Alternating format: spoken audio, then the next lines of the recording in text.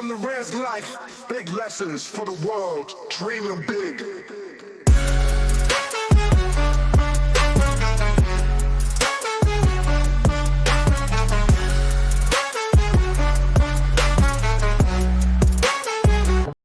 Hey everyone, my name is Delmar. Welcome to the Willie Cheez Education Channel. Here we explore all kinds of stories, ranging from native culture and history to education, money, and more.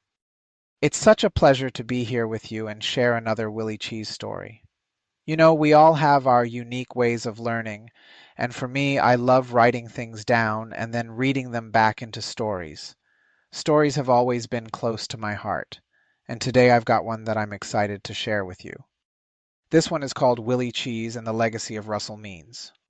One chilly evening, as the stars flickered like ancient stories in the sky, Willie Cheez sat with his Chey, grandfather, by a small campfire. The night air was thick with silence, a sacred pause before a great story was told. Chey leaned forward, his eyes gleaming with the wisdom of years, and spoke softly. Tonight, I will tell you about a man whose life was both a battle and a victory, a man named Russell Means. Willie's ears perked up at the name. He had heard whispers of Russell Means before, but never the full story. Chey took a deep breath and began. Part 1. The Dreamer. Russell Means was born on the Pine Ridge Reservation, a place where the Lakota, like our own Navajo people, lived between two worlds, their ancient traditions and the world of the oppressor. Chey began, his voice steady, carrying the weight of history. From the start, Russell was a dreamer, Willie. He was born into a world that had tried to crush the spirit of his people, to erase their stories, their culture, their very identity. But Russell's heart was different. He didn't just accept the way things were. He dreamed of a world where Native Americans could rise again, where they could reclaim their dignity and their place in the world, standing tall as they had for centuries before. Willie sat silently, watching the flames of the fire dance in the darkness. He could almost see the young Russell, a boy with hope in his eyes, standing on the same land where his ancestors had fought, laughed, loved, and survived.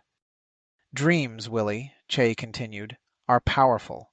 They give us vision, they give us direction, but dreams often come with struggles. And for Russell, the struggle was immense. Growing up on the Pine Ridge Reservation, Russell saw firsthand the deep scars left by centuries of oppression. His people were living in poverty, their land stripped away, their voices muted by a system that had been designed to keep them in the shadows. The world around him was harsh, filled with broken promises, historical wounds, and a constant reminder that being native meant carrying the weight of injustice. Willie could feel the tension in Chey's words, as if the weight of history pressed upon the firelit moment. Russell was born into a time of great injustice, Chey went on. His people were treated as though their stories no longer mattered, as if they were relics of the past. The government had forced them onto reservations, stripped them of their land, and tried to strip them of their spirit. Generations of Lakota and other native peoples were told that their way of life, their languages, their ceremonies were wrong, that they needed to disappear into the white man's world, and that anything less was failure. Schools tried to civilize them, cutting their hair, forcing them to speak English, and beating them when they held on to their traditional ways. Chey paused, his eyes distant, as if he were seeing the pain of those times. It wasn't just about land or rights, Willie. It was about identity. It was about being told, you don't belong. You don't deserve to exist as you are. And for a young boy like Russell, it could have been easy to fall into despair, to believe the lies the world was telling him. Willie clenched his fists unconsciously, feeling the injustice as if it were his own. But Russell was different, Chey said, his voice rising with pride. He saw through the cracks of that reality. He saw that despite the world telling him that he was less, that he was forgotten, his people were still here.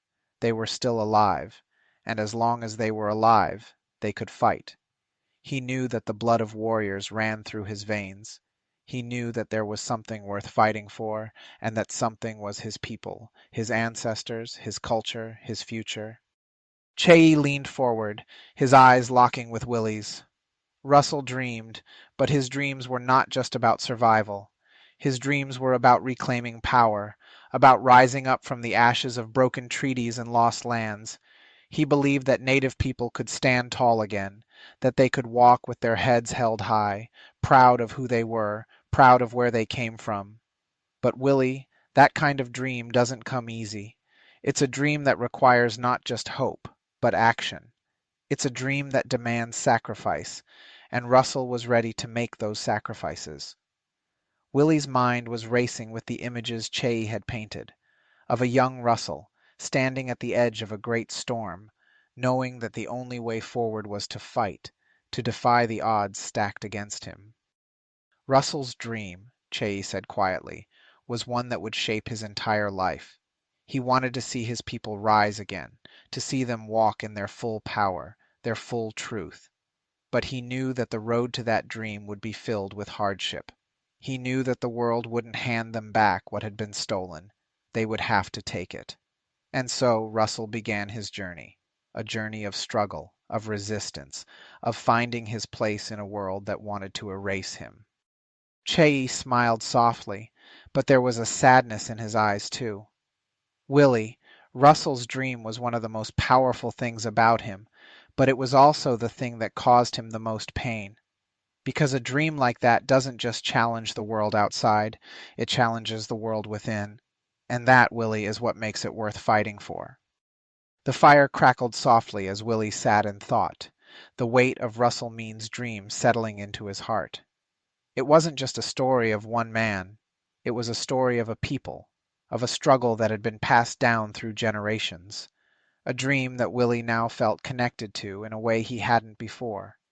In the quiet of the night, Willie whispered to himself, "Dreams come with struggles, but they're worth fighting for." And as the firelight flickered, he knew that the dream Russell Means carried was now his to protect too. Part 2. The Struggles and the Fire Inside.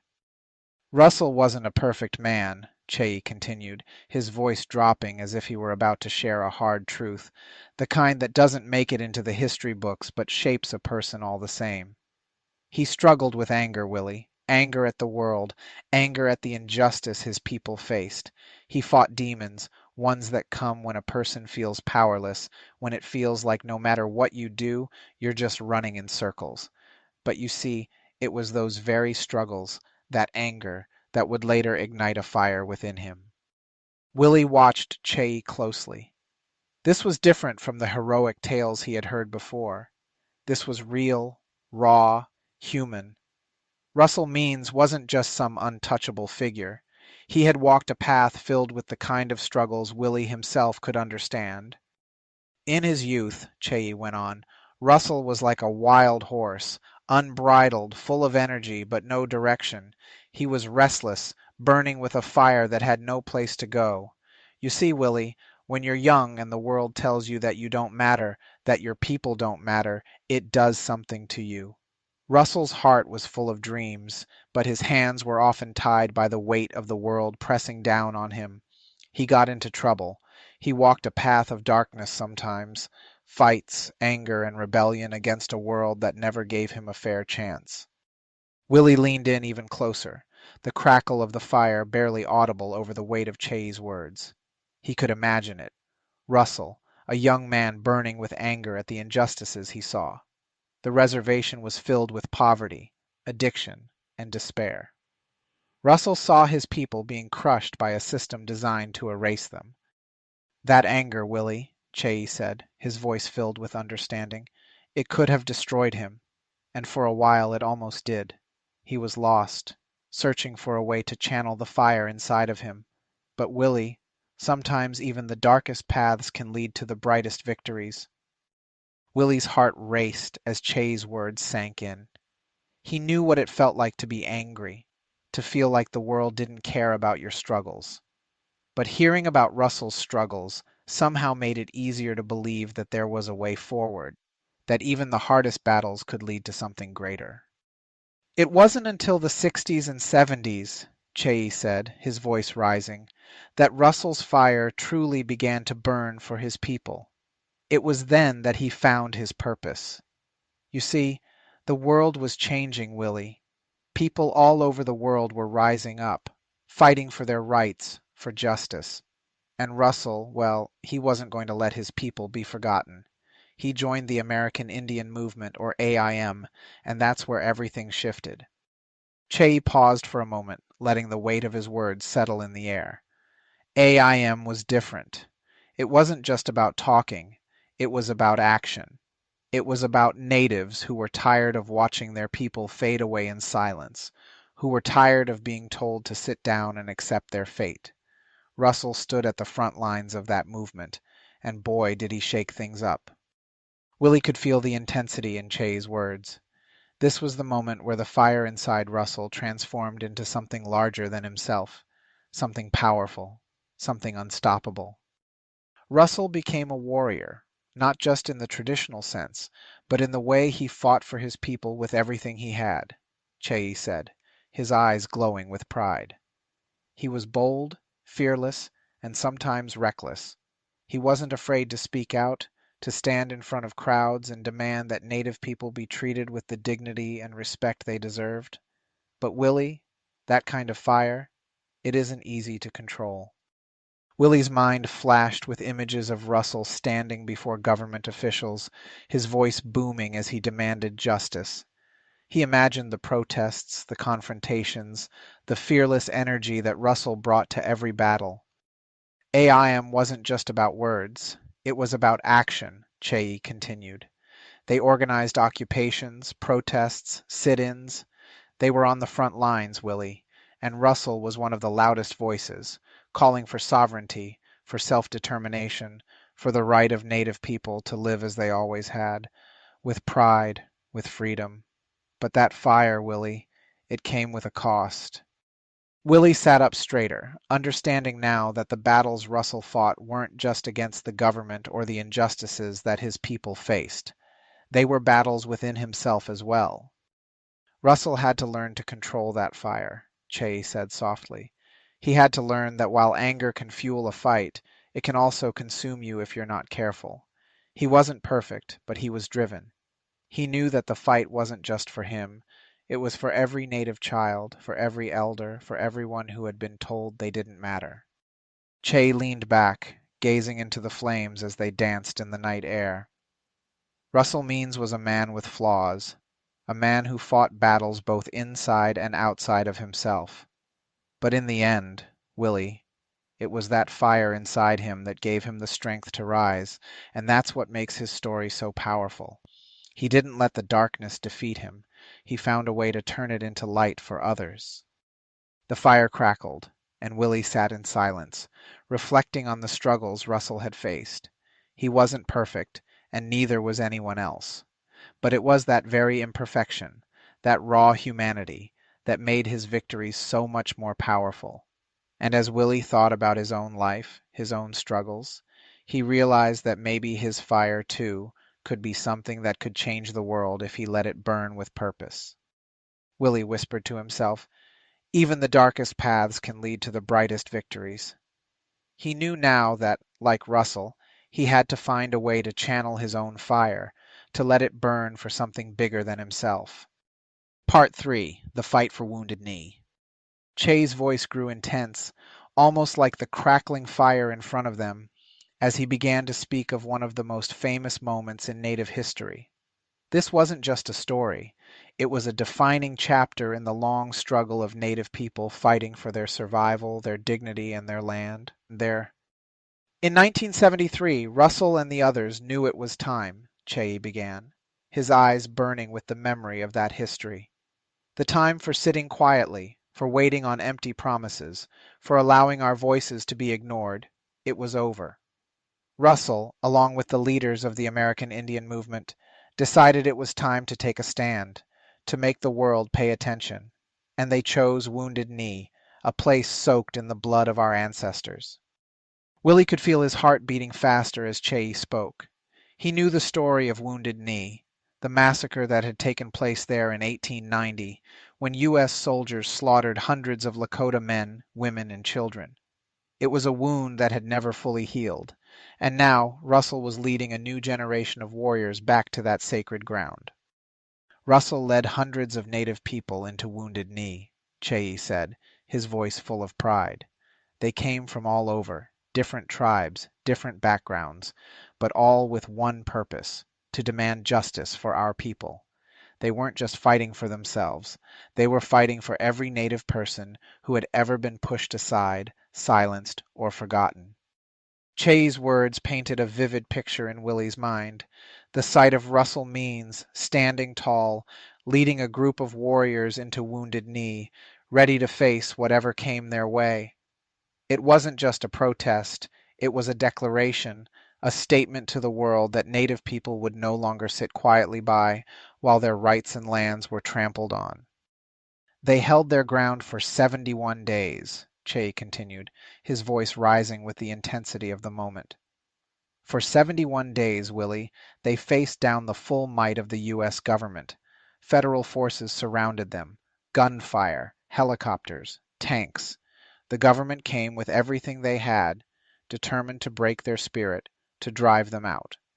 But Russell and the others, they didn't move. They didn't back down. Willie's heart pounded as he imagined the scene, the sound of helicopters whirring overhead, the sight of federal agents with guns drawn, the fear that must have been hanging in the air. But still, the people of Wounded Knee stood firm. Russell stood firm. Every day was a battle, Cheyi said, his voice heavy with the weight of those memories. There were nights when they didn't know if they'd make it through to the morning. Supplies were scarce. Food ran low. They were surrounded on all sides, and the government didn't care about negotiations or peaceful resolution. They wanted to crush the movement. But Russell, he wasn't just a warrior in the physical sense, Willie. He was a spiritual warrior, too. He stood for something much larger than himself. Willie could almost see it, the fire in Russell's eyes as he stood there, defiant, knowing that this fight wasn't just about Wounded Knee. It was about all the battles that had come before, all the injustices Native people had endured, and all the battles yet to come. It was about survival, but more than that, it was about dignity. Russell knew, Che continued, his voice softening with the gravity of what he was saying, that Wounded Knee was more than just a protest. It was a fight for the survival of our people. He knew that if they didn't take a stand then, our people might never rise again. And so, even when the bullets flew, even when the tanks rolled in, Russell stood his ground. He was a warrior, Willie, not just with his body, but with his spirit. Willie's heart raced as he thought about the courage it took to stand against such overwhelming odds. It wasn't just about being brave in the face of physical danger. It was about being brave enough to believe that change was possible, even when the whole world was telling you otherwise. Russell led with his heart, Cheyi said, and that's what made him so powerful. He didn't just fight for himself, he fought for the ancestors, for the future generations, for every Native person who had ever been told they didn't matter. He carried the weight of all our struggles on his shoulders, and he fought with everything he had. Willie could feel the intensity of those words settle into his soul. He understood now that Wounded Knee wasn't just about land or rights. It was about something much deeper. It was about reclaiming a sense of identity, of power, of belonging that had been stripped away for far too long. The government thought they could break them, Cheyi said, his voice steady but filled with emotion. But what they didn't understand was that Russell and the people at Wounded Knee weren't just fighting with their bodies. They were fighting with their spirits. And a spirit like that, Willie, it can't be broken. Willie sat in silence, his mind filled with the images of those 71 days. The courage, the resilience, the unbreakable will of the people who stood at Wounded Knee, refusing to back down even in the face of unimaginable danger. That fight, Che said, his voice quieter now, wasn't just for Wounded Knee.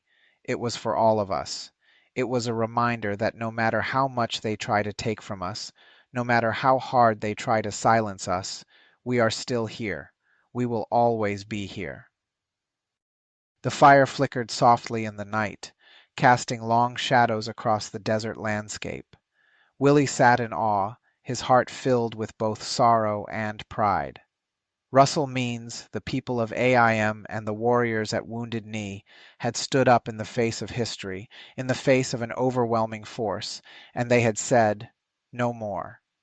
And as Willie sat there watching the flames, he knew that the spirit of Wounded Knee, of Russell Means, of all the warriors who had fought before him, would continue to burn inside him. The fight wasn't over. It would never be over. But as long as there were people willing to stand, to speak, to fight, the fire would never die.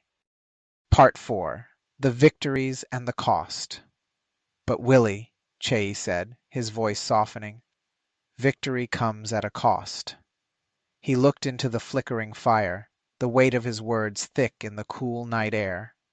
Russell tasted the sweetness of triumph, but also the bitterness that often follows it. After Wounded Knee, Russell was seen as a hero by many, a symbol of native resistance, someone who had the courage to stand up when so many others couldn't. But victory is never free. The government didn't forget what he had done. They didn't forgive. Willie leaned in closer, feeling the gravity of Che's words settle deep in his chest. He could see it now. Russell Means standing tall at Wounded Knee, victorious, but knowing that the real battle wasn't over yet. The government came for him, Che continued. They arrested him, put him on trial, and dragged him through a maze of legal battles. They wanted to break him, to punish him for daring to challenge them. And it wasn't just the government, Willie. Even some of his own people turned on him. There were those within his own circle who questioned his methods, who wondered if he was too radical, too bold. They didn't agree with everything he did.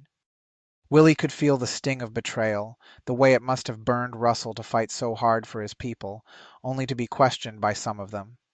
Being a leader, Che said quietly, isn't always about being loved.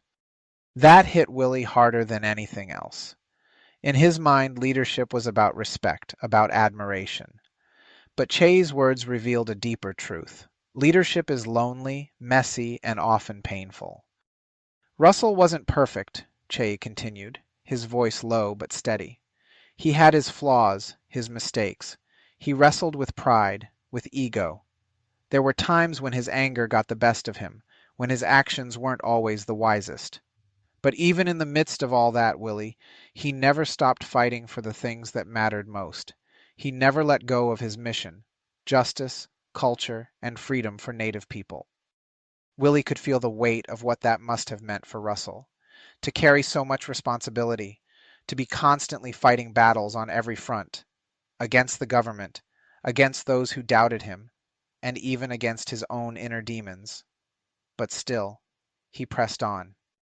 After Wounded Knee, Che said, his voice carrying the weight of history, Russell's fight wasn't over. He may not have been standing on the battlefield anymore, but his war continued. He traveled the world, speaking at the United Nations, bringing the native struggle to the world's attention. He demanded that the world see what was happening to his people. He fought for sovereignty, for dignity, for the right to be who we are without apology. Willie could see it.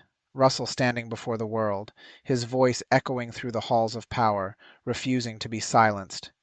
He wasn't just fighting for his own people anymore.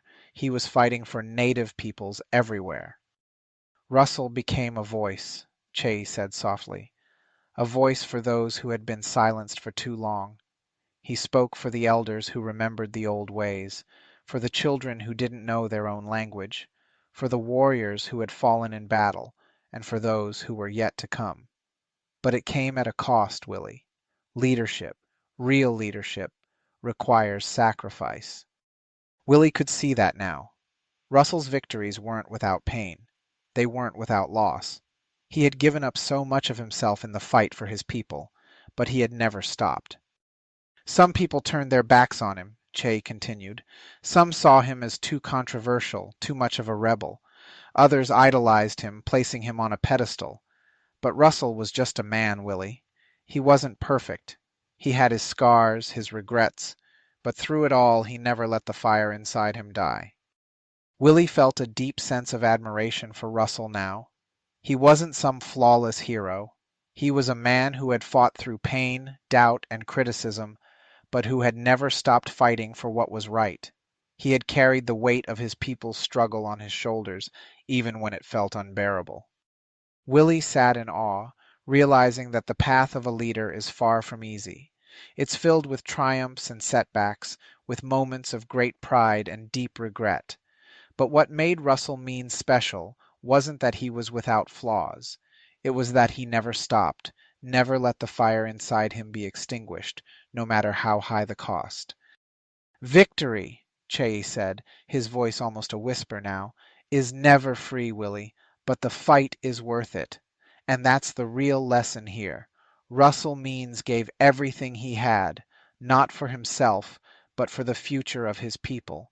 And that, Willie, is why his legacy will never be forgotten. The fire flickered softly, casting shadows on Willie's face as he sat deep in thought. Leadership, he realized, wasn't about being perfect. It was about being willing to fight, to sacrifice, and to keep going, no matter the cost. And Russell Means had shown that in every battle he fought, in every word he spoke, in every moment he stood up for his people. As Willie stared into the fire, he made a silent promise to himself. Like Russell, he would never let the fire die. He would carry the lessons of his victories and his sacrifices into his own life, and he would keep fighting, no matter what. Because some things are worth fighting for, even if the cost is high. Part 5, The Elder Years and Final Battle. As Russell got older, he started to see life differently, Che said, his voice calm yet filled with the weight of memory. There comes a time in every warrior's life, Willie, when the battle outside starts to quiet down, but the battle inside rages on. That's what happened to Russell. He had spent so many years fighting for his people, for justice, for recognition. But in his later years he turned back to something deeper. He turned back to his roots, to his culture. He became a teacher, not just in words, but in the way he lived. Willie nodded, picturing an older Russell Means, no longer the fiery young man leading protests, but a seasoned elder who had earned every scar on his heart. He imagined Russell sharing stories, passing down wisdom, just like Che was doing now. Russell didn't stop fighting, though, Che continued, his eyes shining with pride. He just fought in different ways. He acted in movies, wrote books, spoke at gatherings, and reminded people, native and non-native alike, of who we are. He brought our struggles, our stories to the world stage.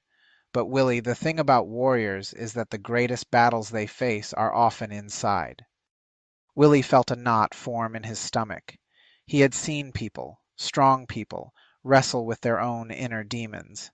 He knew that sometimes the hardest battle wasn't with the world, but with yourself. Russell faced those battles too, Che said softly, his gaze shifting to the stars above them. He wrestled with his past, with his decisions, with the burden of being a leader for so long, but through it all, he never let go of his identity. He embraced the things that made him who he was, his Lakota heritage, the ceremonies, the language, the stories, and in doing so, he became a different kind of warrior. He became a teacher, a mentor. He showed us that returning to who we are, after all the fighting is done, is the greatest strength of all. Che paused, his face illuminated by the fire's glow. But then Russell's final battle came. Willie leaned in, feeling the tension rise in the air. Russell's last great battle was with cancer, Che said, his voice filled with both sorrow and admiration. It was a cruel twist of fate, really. After all he had endured, all he had fought for, it was his own body that would betray him in the end. But even then, Willie, he fought like the warrior he had always been. Willie's heart ached as he imagined Russell, facing something he couldn't control, something he couldn't fight with protests or speeches. But Che's words carried hope too. When the doctors told him it was terminal, Che said, a faint smile forming on his lips, Russell didn't flinch. He didn't break. He smiled and said, "I've been fighting for my people all my life, and now I'll fight this too." That's the kind of man he was, Willie. He faced death as bravely as he had faced everything else in his life. He wasn't afraid. He knew that his legacy was already secure, that his fight had meant something. Willie's eyes glistened, the firelight reflecting the weight of those words. He could see it now, Russell Means standing tall even in the face of death, unbroken, unafraid. On October 22nd, 2012, Che continued, his voice thick with emotion, Russell walked on, but Willie, he didn't leave quietly. His legacy, his fight, his spirit is still here. It's in every native child who dares to dream. It's in every fight we take up for our land, our culture, and our rights. Russell was a warrior, not because he was without fault, but because he never stopped believing in the dream of a better world. He never stopped fighting for it. The fire crackled in the stillness of the night, and Willie felt the enormity of Russell's life settle over him like a warm blanket. He wasn't just a man who had lived. He was a force, a dream, a symbol of what it meant to be unbreakable, even in the face of death. Che's voice grew softer, more personal, as he leaned in closer to Willie. The story of Russell Means isn't just about him. It's about all of us. It's about the fight that never ends, the fight for dignity, for respect, for survival. His life was full of victories, but it was also full of loss, of struggle, of pain. He wasn't perfect, Willie, but he was powerful. And that's the lesson you need to carry with you. Perfection isn't what we're after. We're after power. The power to rise, to keep going, to protect what's sacred. Willie felt those words hit him deep in his heart. He had always thought leaders were perfect, that they were somehow above struggle, above doubt. But Russell's story showed him something different, something truer. Leaders aren't perfect. They don't always win, but they never stop trying. They never stop fighting. Che looked directly into Willie's eyes now, his voice filled with emotion. Russell's legacy isn't just in books or speeches or protests. It's in you, Willie. It's in every one of us who chooses to stand up, who chooses to fight for our people, for our future. Russell showed us that being a warrior isn't about never falling. It's about rising every time you do. Willie sat in silence, absorbing the weight of Russell Means' life and legacy. He understood now that being a warrior wasn't about perfection. It was about resilience. It was about carrying the fire inside you, no matter how many times the world tried to put it out. And as the embers glowed softly in the night, Willie made a promise to himself. Like Russell Means, he would fight for his people, his culture, and the future he believed in.